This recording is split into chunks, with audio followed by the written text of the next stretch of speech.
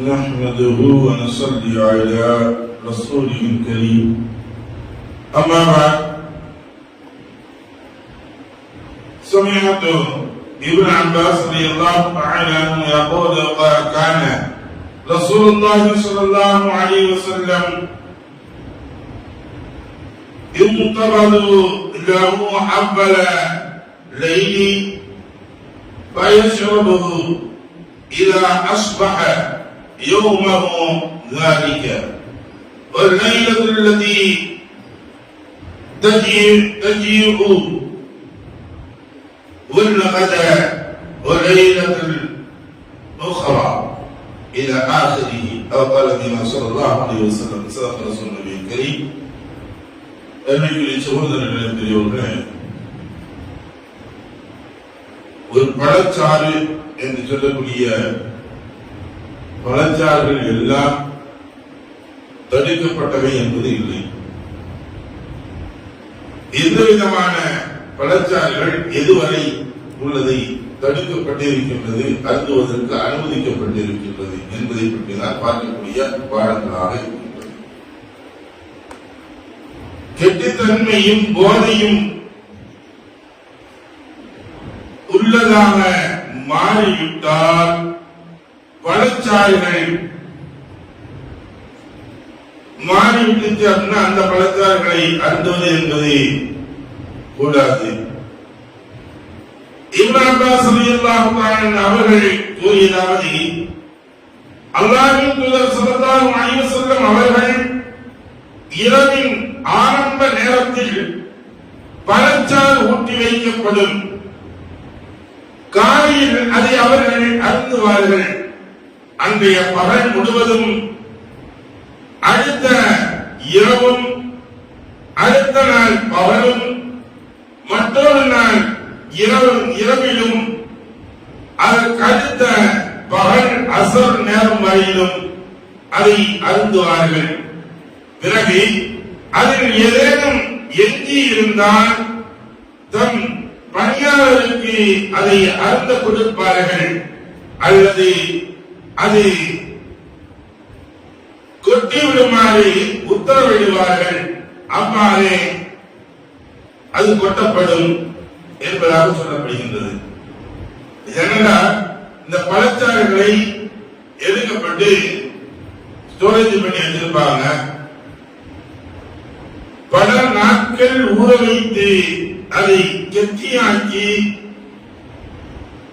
அது போதை தரக்கூடிய நிலைமைக்கு மாற்றுவார்கள். இப்படி மாற்றப்பட்டால் அது மதுவாக மாறிவிடும். அதை அருந்துவது என்பது கூடாது.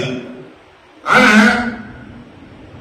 பியூராக வெறும் பழச்சாறை மட்டும் எடுத்து வச்சிருக்காங்க, ஜூஸ் போட்டு வச்சிருக்காங்க. இத எந்த ஒரு கலப்படம் இல்லாமல் வெறும் சாறை மட்டும் எடுத்து வைக்கப்பட்டிருக்கின்றது.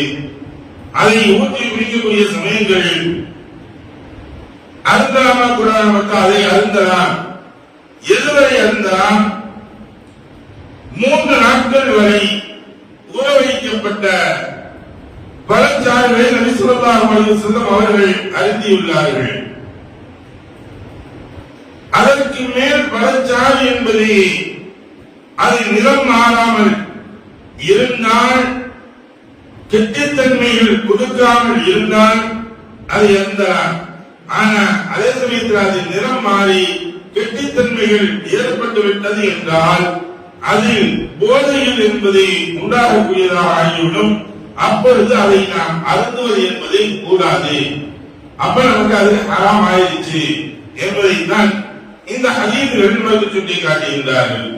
அன்பிற்குரிய சகோதரர்களே, இந்த பழச்சாறுகளை உண்ணக்கூடிய சூழ்நிலையும் சரி, ஏனைய வஸ்துக்களை அருந்தக்கூடிய சமயங்களிலும் ரசூலுல்லாஹி ஸல்லல்லாஹு அலைஹி வஸல்லம் அவர்கள் பால் அருந்தக்கூடிய முறைகளிலே எப்படி சொல்லியிருக்காங்க. அபூபக்கர் சித்தீக் ரலியல்லாஹு அன்ஹு அவங்க சொல்லும் பொழுது சொல்றாங்க, நாங்கள் நபி ஸல்லல்லாஹு அலைஹி வஸல்லம் அவர்களுடன் மக்காவில் இருந்து மதீனா நோக்கி ஹிஜ்ரத் சென்ற போது ஆட்டி இடையன் ஒருவனை நாங்கள் கடந்து சென்றோம். அப்பொழுது ரசூலுல்லாஹி ஸல்லல்லாஹு அலைஹி வஸல்லம் அவர்களுக்கு தாகம் ஏற்பட்டிருந்தது. அப்பொழுது நான் அந்த இடையிடம் ஆட்டிலிருந்து சிறிதளவு பால் கலந்து அதை நபி ஸல்லல்லாஹு அலைஹி வஸல்லம் அவர்களிடம் கொண்டு வந்து கொடுத்தேன்.